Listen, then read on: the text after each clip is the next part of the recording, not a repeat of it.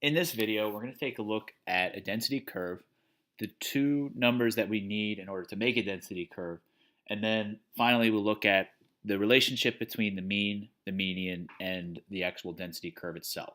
So you need two things in order to create your density curve, and you always start with the mean.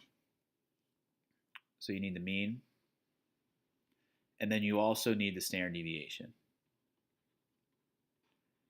Okay, so let's say, for example, we knew that the average or the mean age of TCNJ students is 20. And we're going to say the standard deviation is 1. Okay, now I'm just making these numbers up. But how I would start with making this density curve, and let's say our population is thousands of students, what I would do, similar to a histogram, is to create a horizontal axis, but now I start in the middle. Okay, so I start with my mean of 20.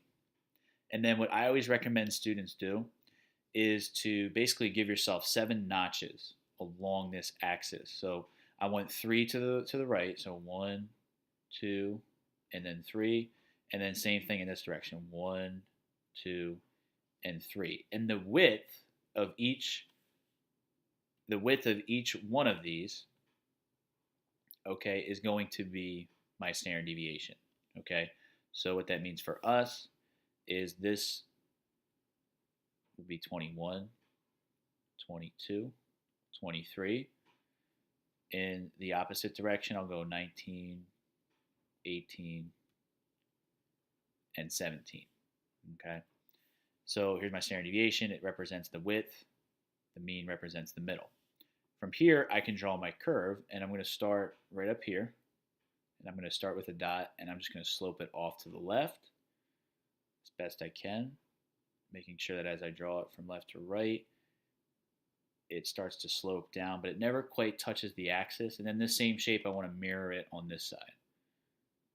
And as you can see, I'm not the best artist, but that's what we got. All right, that is our density curve right here. And I'll just highlight this region underneath represents 100% of my population. So in this case, we were talking about TCNJ students. All those thousands of students at the school are represented underneath of this curve. Okay. And then we use this curve to predict certain values. So for example, if I wanted to figure out the percentage of students who are less than the age of 19 at TCNJ, it would be represented by this section right here. All right. And you kind of have to think geometrically. You know, we got to think about the area that takes up this little triangle. Like, what percentage of the entire population is it? Okay. If we know the whole thing is 100%, what percentage would this little slice take on? And that's tough for some of us to visualize. Maybe we'd say about 10%, maybe 15%, maybe 20%. But if you're not the best at visualizing what that would be, there is a statistical way to figure that out. But that's kind of where we're headed in the next video. Okay, but for right now, we have our mean, we have our standard deviation, we drew our density curve, and we understand that every single age on that campus is represented underneath of this curve. Okay. One last thing we want to take a look at is the shape of our density curve. So if we refer back to this one, this is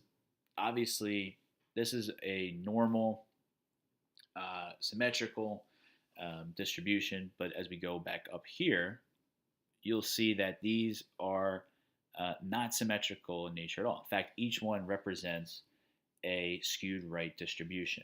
Okay, and that this line in each one of them, let me zoom in a little bit so we can see this a little bit better. Okay, the line in each one of these distributions represents the mean.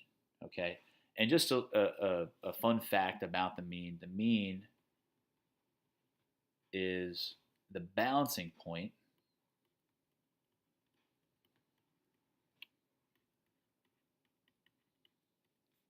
of every density curve.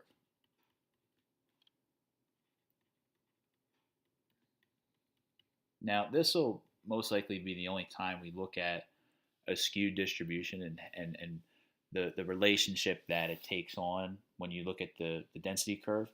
But this is an interesting fact. So if we were to figure out where the mean is, in this case, if this is like my little balancing act, my mean is over here. So my weight is going in this distribution. It's not on this side, so it's not really balanced over here. I'm more favoring this side. But if I put the point right at that mean, I'm going to balance this distribution just perfectly. Okay. And think back to when we talked about for any skewed rate distribution. Remember the outliers are going to create a situation where the mean is actually greater than the median. All right, and remember the median is the middle of the distribution, typically represented by the highest peak on the density curve. Right, we'd say there's some values here, and then most of our values are right about here. So my median is actually right at that hump. Okay, right here, right about here. Notice how the line reflects this idea of the median being less than the mean. Okay, so remember, skewed right means always greater than the median, and it's the balancing point of every single density curve.